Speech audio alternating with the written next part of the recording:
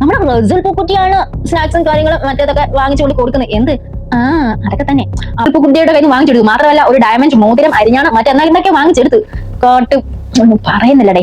YouTube ബൈക്കുമാണ് അത്. ദിയായും പറയുന്നുണ്ട്, ദിയ ഹോസ്പിറ്റലിൽ കൊണ്ടുപോയ കാര്യങ്ങളൊക്കെ പറയുന്നുണ്ട്. പിന്നീട് ഹോസ്പിറ്റലിൽ തിരിച്ചു വരുമ്പോഴത്തേക്ക് ഇവർ പറയുന്നത് എന്താണെന്ന് വെച്ചാൽ ഇടതൊക്കെ എന്റെ നമ്പറാണ്, ഇയാളെ എന്റെ പരിധിക്ക് നിർത്തുള്ള നമ്പറാണ്. തള്ളക്ക് ഭ്രാന്താകട്ടോ, തള്ളക്ക് ശരിക്കും ഭ്രാന്താണ്. ഇതെന്താണ്ട് കൂടി ഐറ്റമാണ്. ഹലോ ഗൈസ്, വെൽക്കം ബാക്ക് അവരാധ വീഡിയോ. അപ്പൊ നമ്മൾ പറയാ തന്നെ അറിയാലോ, നമ്മുടെ സജന ഫിറോസ് ആ കോണ്ടന്റ് തന്നെയാണ്, അതിന്റെ കണ്ടിന്യൂഷൻ ആണ്. വേറെ സബ്ജക്റ്റ് കിട്ടുന്നുണ്ട്, പക്ഷെ ഇവരിങ്ങനെ അടുപ്പിച്ചടുപ്പിച്ച് ഓരോരോ സംഭവങ്ങൾ കൊണ്ടിടുമ്പോഴത്തേക്ക് ഞാനാണ് ഏറ്റവും ബാക്കിലോട്ട് പോകുന്നത്. അപ്പൊ പലതും എനിക്ക് റിയാക്ട് ചെയ്യാൻ പറ്റില്ല, കാരണം അതിനുള്ള ഗ്യാപ്പ് തരുന്നില്ലടേ. അടുത്ത മിനിറ്റിന് ഈ യൂണിവേഴ്സിലുള്ളവർ ഇങ്ങനെ ഇട്ടുകൊണ്ടിരിക്കും. ഇനി ആരൊക്കെ ഈ യൂണിവേഴ്സിലോട്ട് വരുന്നുണ്ട്, ആരൊക്കെ പോകുന്നുണ്ട് എന്ന് അറിയാൻ പറ്റുന്നില്ല. അപ്പൊ പെട്ടെന്നാണ് കോണ്ടന്റുകൾ കയറി വരുന്നത്. അപ്പൊ നമുക്ക് ചെയ്തല്ലേ പറ്റുള്ളൂ. Hello guys, welcome back to our new video and subscribe my YouTube channel and like, share, comments below. പിന്നെ അതുപോലെ അപ്പൊ ഹൈപ്പ് എന്ന് പറഞ്ഞ ഒരു ഓപ്ഷൻ വരും, അറിയാലോ അല്ലെ?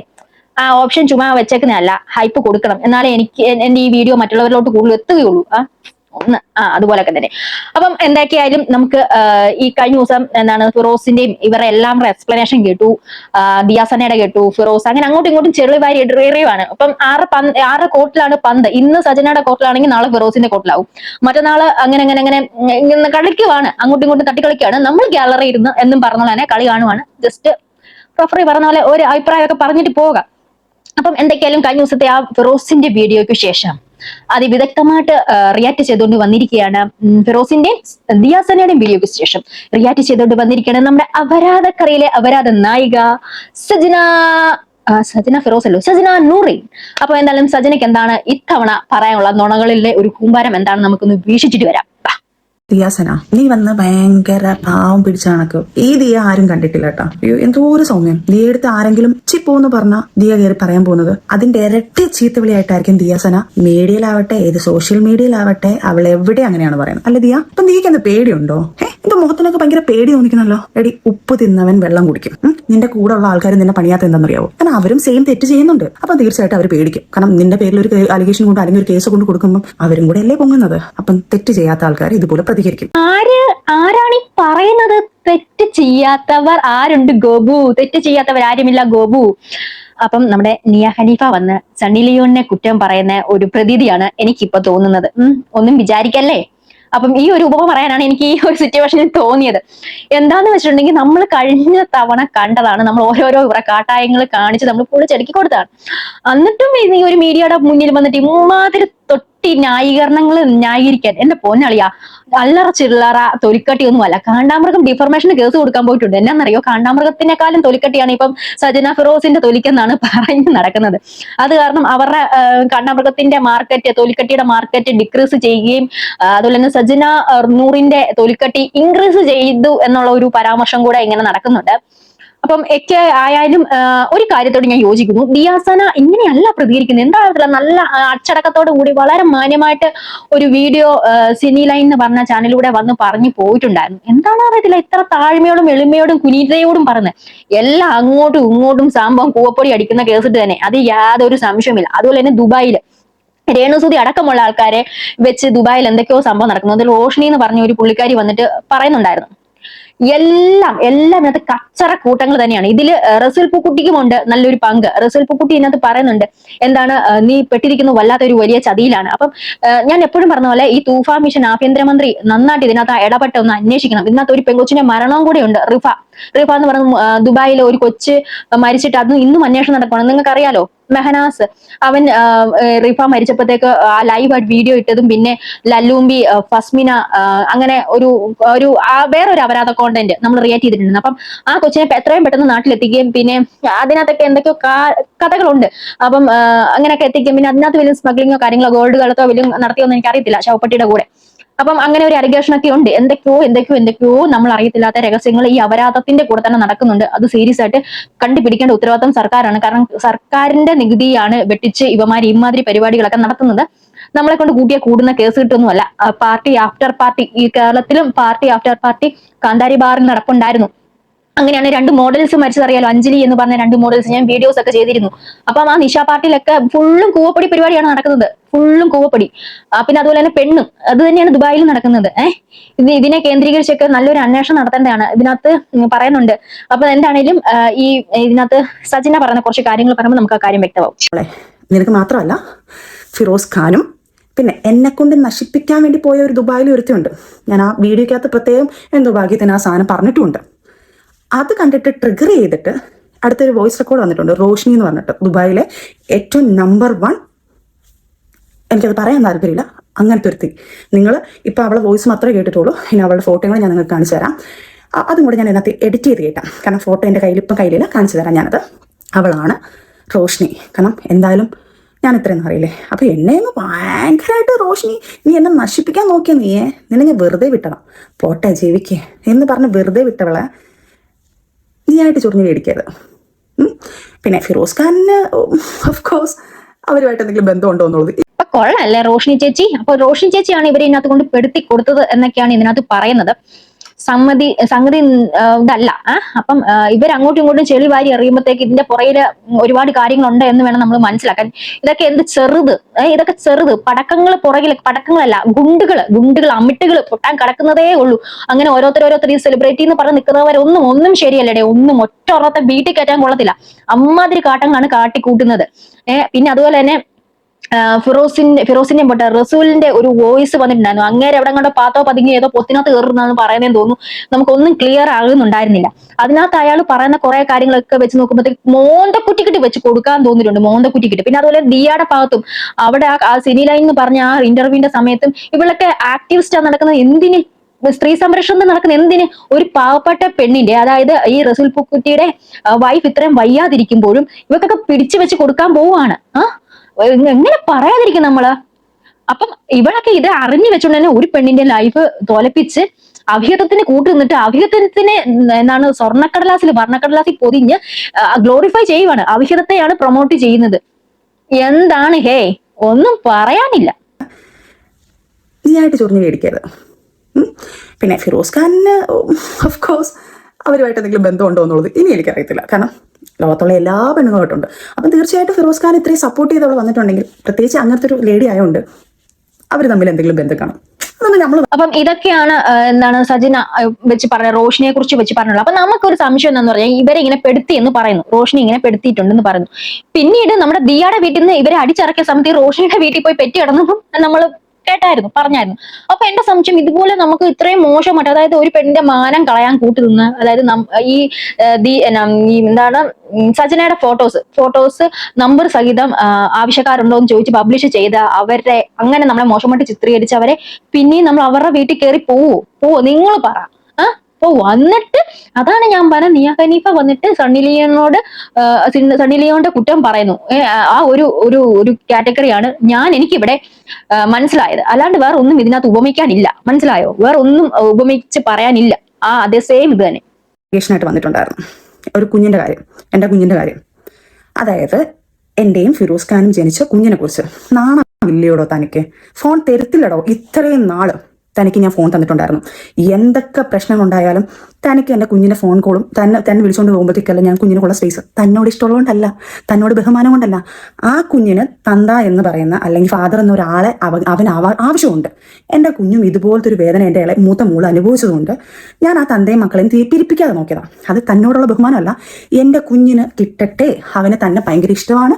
ആ ഇഷ്ടം ഞാനൊരു തള്ള വിചാരിച്ചാൽ ഇല്ലാതാക്കാൻ പറ്റും. ഒരു തള്ള വേണ്ട പോവേണ്ട അങ്ങനെ ഇങ്ങനെയാണ് വൃത്തിയേട്ടവനാണെന്ന് പറഞ്ഞു കൊടുത്താൽ തീർച്ചയായിട്ടും ആ കുഞ്ഞുങ്ങൾ വെറുക്കപ്പെടും. പക്ഷെ ആ കുഞ്ഞിന് ഇപ്പോഴും തന്നോടൊരു ഇഷ്ടം തോന്നിക്കാൻ കാരണം ഞാൻ ഒരൊറ്റ എൻ്റെ അവിതാരമാണ്, എൻ്റെ ഭിക്ഷയാണോ അത്? സത്യം പറഞ്ഞു കഴിഞ്ഞാൽ തൻ്റെ മോനെ തനിക്ക് തരുന്നത് ഇനി തരത്തില്ലടോ. കാരണം കുറച്ച് അലിഗേഷനും കൂടെ ഞാൻ തന്നെ കുറിച്ച് അറിഞ്ഞിട്ടുണ്ട്. അപ്പോൾ എനിക്ക് പേടിയാണ്. കാരണം വെച്ച് കഴിഞ്ഞാൽ താൻ ഒരു ആണും പെണ്ണും കെട്ടവനാണെന്ന് ഞാൻ അറിഞ്ഞിട്ടുണ്ട്. സ്വന്തം മോളുടെ പ്രായമുള്ള ഒരു കുഞ്ഞിനെ നിനക്ക് പീഡിപ്പിക്കാൻ പറ്റുമെങ്കിൽ തീർച്ചയായിട്ടും എൻ്റെ ഈ മോനെ താൻ യൂസ് ചെയ്യും. അതുകൊണ്ട് എനിക്ക് പേടിയാ. താൻ ലീഗലി പോടോ, ലീഗലി പോ.